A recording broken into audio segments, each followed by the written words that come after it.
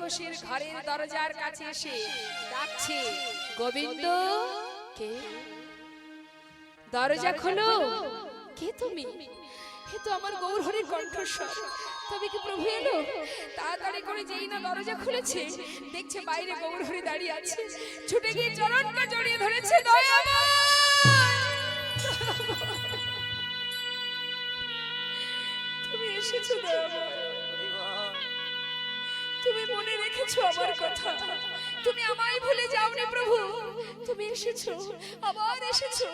কথা দাও, এসেছো যখন আমায় ছেড়ে আর কোনোদিন কোথাও যাবে না। কথা দাও প্রভু। শান্ত হও, তোমার কাছে এসেছি যখন তোমায় ছেড়ে কোথাও যাব না গোবিন্দ। তবে আমি এখানে যে আসবো তার বার্তা আমি অনেক আগেই তোমায় পাঠিয়েছিলাম, পেয়েছো না তো প্রভু? কেউ তো কিছু বলেনি আমায়। গঙ্গার জলে ডুবে মরতে গিয়েছিলে গোবিন্দ? হ্যাঁ, সেখানে কিছু পেয়েছিলে? পেয়েছিলাম, একটা পোড়া কাষ্ঠ। আচ্ছা যাও, শিগগিরই নিয়ে এসো। ছুটতে ছুটতে গঙ্গার পাড়ে গিয়ে আবর্জনার ভিতরে খুঁজে খুঁজে সেই পোড়া কাষ্ঠটা হাতে তুলে দেখছে, সেই কাষ্ঠের গায়ে অর্থাৎ সেই পাথরের গায়ে কৃষ্ণ নাম লেখা। এ কি? এ তো পোড়া কাষ্ঠ নয়, এ তো কষ্টি পাথর। প্রভুর সম্মুখে এনে দাঁড় করালেন। দয়াময়, এটাই কি ছিল তোমার আগমন বার্তা? হ্যাঁ গোবিন্দ, আমি আসবো তার বার্তা আমি অনেক আগেই তোমাকে পাঠিয়েছি, তুমি বুঝতে পারলে না। শোনো, এই পাথর দিয়ে একটা বিগ্রহ তৈরি হবে, সেই বিগ্রহ আমি তোমার ঘরে স্থাপন করব এবং তার নাম এবং প্রাণ আমি প্রতিষ্ঠা করব। বেশ প্রভু, তাই হবে। এক ভাস্কর এসে সুন্দর করে বিগ্রহ তৈরি করলেন। প্রভু নিজে হাতে প্রাণ প্রতিষ্ঠা করে তার নাম দিলেন গোপীনাথ। গোবিন্দ, তোমার বিগ্রহ, তোমার ঘরে যে বিগ্রহ স্থাপন হলো, এর নাম আজ থেকে গোপীনাথ। আজ থেকে নাম হলো গোপীনাথ। তুমি প্রতিদিন ভিক্ষা করবে, যা পাবে পুরোটাই কিন্তু সেবায় দেবে, সঞ্চয় করে রেখো না। কৃষ্ণ সেবা করো, কৃষ্ণের কর্ম করো, ভগবানের সেবা কর্ম করো। যাও, আজ থেকে প্রতিদিন ভিক্ষা করে যা পাবে সঞ্চয় না করে সবটুকুই সেবা দেবে। আরো একটা কথা বলি শোনো, তোমার একা একা ঘরে মন বসবে না, তাই তুমি একটা বিবাহ করো। সংসার দিচ্ছে মা, এত পরীক্ষার পরেও কিন্তু পরীক্ষা শেষ হয়নি। এবার পরীক্ষা করছেন কিভাবে? বিবাহ দিয়ে সংসার করছে। সংসারের মধ্যে দিয়ে দেখি ভক্ত আমাকে কতটা ভালোবাসে। বিবাহ করো গোবিন্দ, দুইজনে মিলে গোপীনাথের সেবা দেবে, কেমন? তাই হবে প্রভু। তাহলে এবার আমাকে বিদায় দাও, আমি চলে যাই। যেই না বলেছে বিদায় দাও, ছুটে গিয়ে প্রভুর চরণটা জড়িয়ে ধরেছি। আমি তো তোমায় ছাড়বো না প্রভু, তুমি তো একটু আগেই বললে আমায় ছেড়ে যাবে না। তুমি চলে যেতে চাইছো কেন? আমি তো তোমায় ছেড়ে থাকতে পারবো না দয়াময়। হাতটা ধরে ঘরের ভিতরে রেখে বাইরে থেকে দরজার শিকল তুলে দিলেন। থাকো তুমি ঘরে, তোমায় ছেড়ে আমি আর থাকতে পারবো না। অনেক কষ্ট পেয়েছি, কোনোদিন দরজা খুলবো না। হঠাৎ গোবিন্দ ঘোষ পিছন ফিরে বাইরে তাকিয়ে দেখলেন যে বাইরে গৌরহরি দাঁড়িয়ে আছে।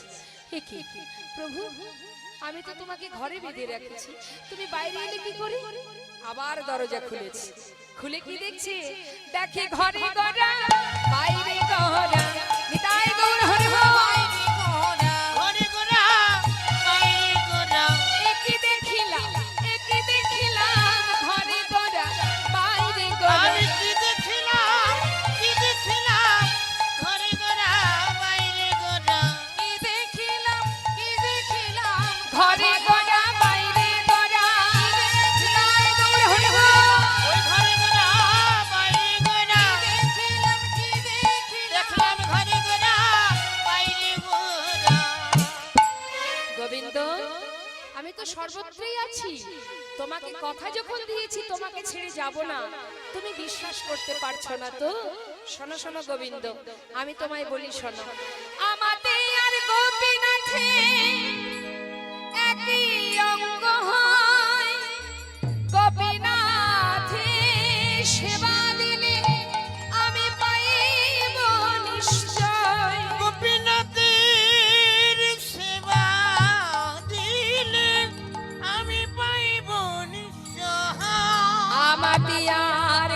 গোপীনাথে অভেদ জানিও শুদ্ধ ভক্তিতে গোপীনাথের সেবা যে করিও ভক্তিতে গোপীনাথের সেবা যে করিও।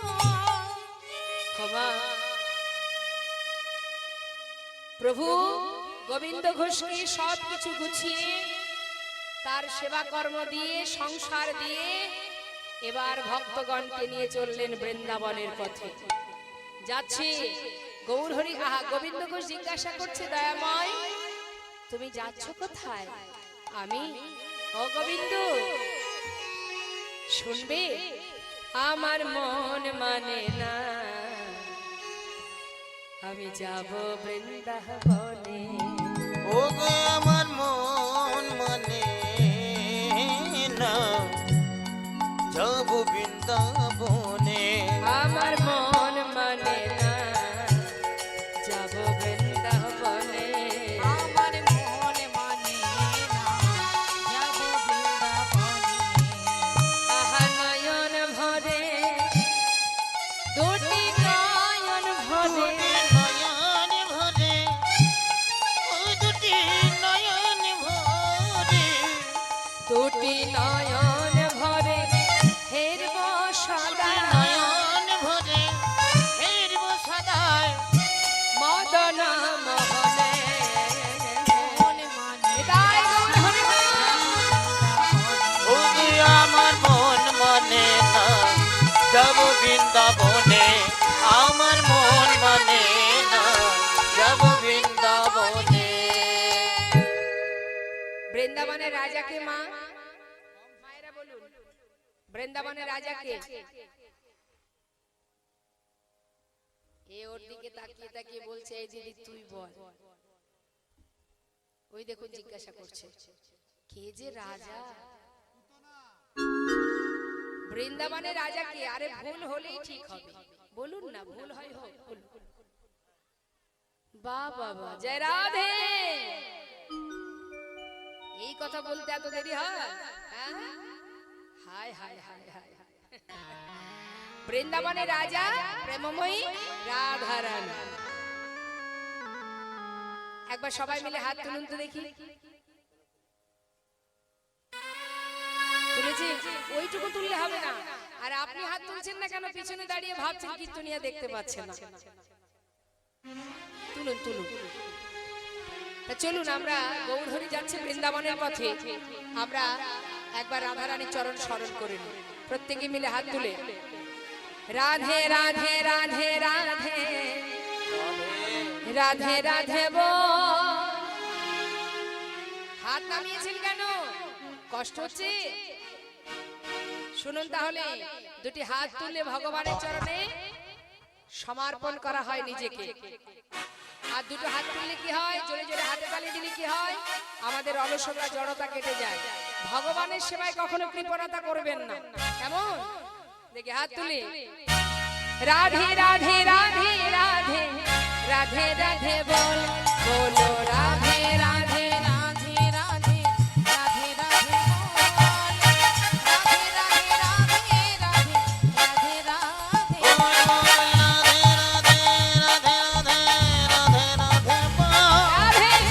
রাধে রাধে রাধে রাধে রাধে বল, রাধে রাধে রাধে রাধে রাধে রাধে বল, রাধে রাধে রাধে রাধে রাধে রাধে রাধে বল, রাধে রাধে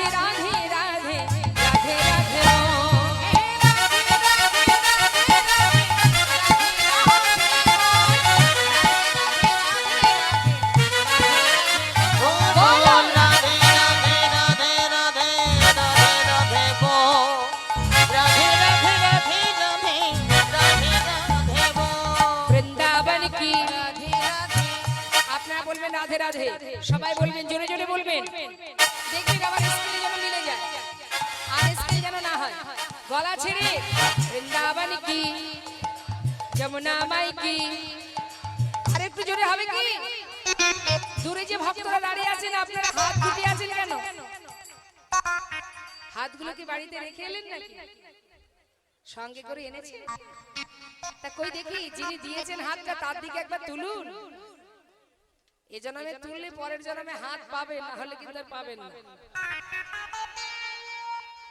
वृंदावन की जमुना मई की राधा कुंड की श्याम कुंड की गोविंद कुंड की विलासवाणी की मधुवाणी की निधुवाणी की मोहनवान की ताम्रवान की माधवीवान की कमलवान की निधुवान की केशी घाट की वंशीवाट की मोहनवान की आगे पीछे दाहिने बाएं बोले बोले में ऊपर नीचे बोलो राधे राधे राधे राधे राधे राधे राधे राधे राधे राधे राधे राधे राधे राधे राधे राधे राधे राधे बोल राधे राधे राधे राधे राधे राधे बोल राधे राधे राधे राधे राधे बोल राधे राधे राधे राधे राधे राधे बोल राधे श्याम राधे श्याम।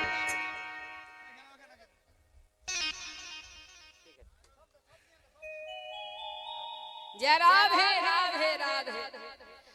তাই এবার কি হলো বাবা, গোবিন্দ ঘোষ প্রভুর কথা মতো প্রতিদিন যা ভিক্ষা করে মা, দিনে 4 বার সেবা দেয়। কাকে? ঘরের বিগ্রহ যে নাম কি তার? গোপীনাথ। দিনে 4 বার সেবা দেয়, ভিক্ষা করে দিনে 4 বার ভোগ দেয়। এখন ওই যে প্রভু বলে গেলেন বিবাহ করবে, 1 বছর যেতে না যেতে এক সুকন্যার সন্ধান পেয়ে শুভ দিন দেখে শুভ বিবাহ সম্পন্ন করলেন। নতুন লোক ঘরে আসছে, ধরে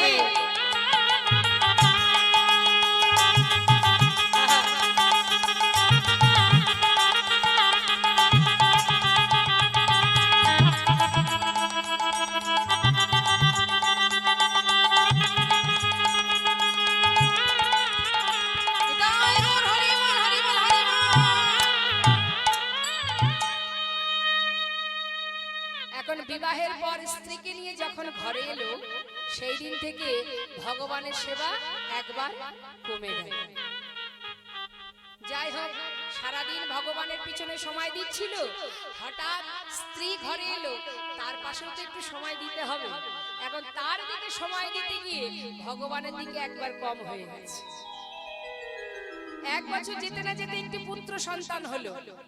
ছেলে ঘরে এলো, ছেলের নাম রাখলো ভগবানের নাম। ভগবানের নাম কি? গোপীনাথ।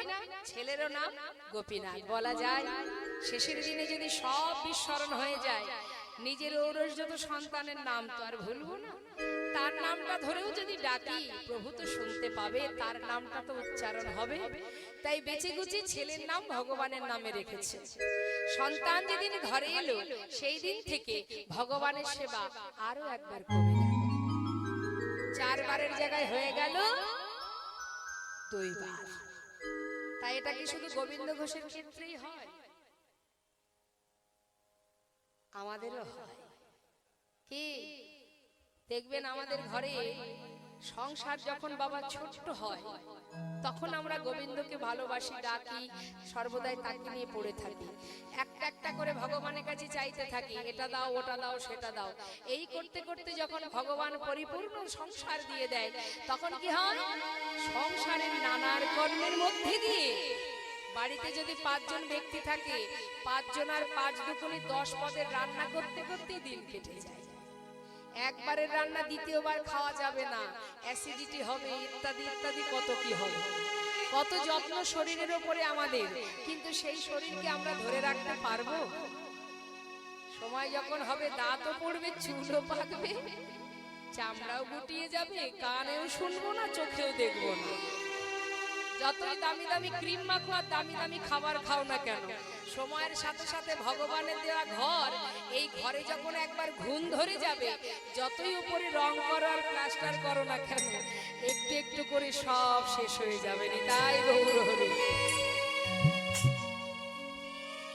তাহলে মা, আমরা কি করি? বাড়ির ব্যক্তিদের চিন্তা করতে গিয়ে দেখবেন বাড়ির যদি ছোট বাচ্চারা থাকে তাদের অনেক সময় বলে বসি, যা তো বাবা স্কুলে যাচ্ছিস, তো স্কুলে যাওয়ার আগে একটু দুটো নকুল দানার একটা তুলসী পাতা ঠাকুরকে দিয়ে যা, আমার সময় নেই। তা এই তো হচ্ছে ভগবানের প্রতি ভালোবাসা। ঠিক যেমন ভগবান আমাদের দেন তেমন দেখবেন বাবা একটু একটু করে আবার কেড়েও নেন। আমরা যখন সেবা করি আমাদের সেবার আয়োজন হয় কত কি, ডাইনিং টেবিল থাকে, ঝাড়বাতি থাকে, কত কি থাকে, তাই না? আর ভগবানের সেবা, ভগবান তো বিশ্ব ব্রহ্মাণ্ডের মালিক, তিনি তো বলতে পারতেন আমাকে সোনার পাত্রে খেতে দেবে। তিনি কিসে সেবা করে? কলিযুগে মহাপ্রভুর ভোগ হয় কিসে? মাটির পাত্রে, মাটির মালসায়। তিনি কি পারতেন না সোনার থালায় সেবা করতে? কেন পারলেন না? কেন করলেন না তিনি? এই জন্যই করলেন না। যারা ধনী ব্যক্তি তারা তো অর্থ দিয়ে সোনার পাত্র বানাতে পারবে, কিন্তু যারা দিনহীন কাঙাল তারা তো সোনার পাত্র পারবে না জোগাড় করতে।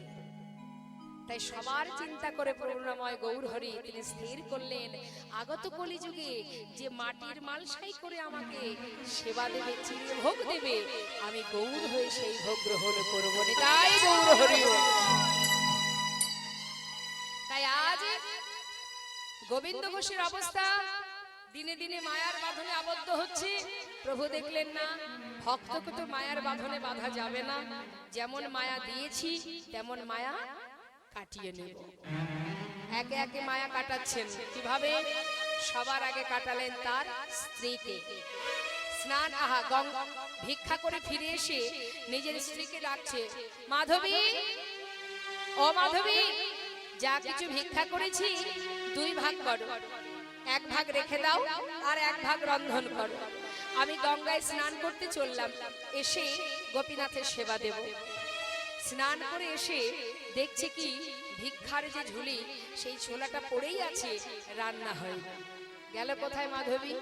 মাধবী, মাধবী, এত বেলা হলো, গেলে কোথায় তুমি? এখনো রন্ধন করনি? ডাকতে ডাকতে ঘরের ভিতরে প্রবেশ করে দেখছে বিগ্র গোপীনাথের চরণে তার স্ত্রী মাধবী উপুর হয়ে পড়ে আছে। কিসের এত গর্ব আমাদের বাবা, কিসের এত অহংকার মা? আমরা কি জানি এখন আছি, এখনো পর্যন্ত 1 ঘন্টা বাজবো, 1 ঘন্টা বাজবো জানি, 1 মিনিট বেঁচে থাকবো সেটাও কি জানি? আমরা জানি না। ভগবান কখন কাকে নেবে কেউ জানে না। আজ দেখুন গোবিন্দ ঘোষ মাধবীকে উপর হয়ে পড়ে থাকতে দেখে ডাকছে, মাধবী, ও মাধবী, গোপীনাথের চরণ ধরে পড়ে থাকলে হবে? সেবা দাও, তারপর তোমার যা মনে চায় তুমি বলো। এখন তো ওঠো, কত বেলা হয়েছে। কি হলো? ডাকছে শুনতে পাচ্ছ না? মাধবী, মাধবী, আমার কথা কি তোমার কানে যাচ্ছে না? ও মাধবী। ডাকতে ডাকতে তার অঙ্গ যেই না পরশ করলেন, হঠাৎ দেখলেন মাধবীর অসার দেহ। মাধবীকে বুকের মধ্যে জড়িয়ে ধরে চিৎকার করে উঠলেন, গোপীনাথ, গোপীনাথ, তুমি কি করলে গোপীনাথ? কেন আমার মাধবীকে কেড়ে নিলে তুমি? বলো গোপীনাথ, কেন?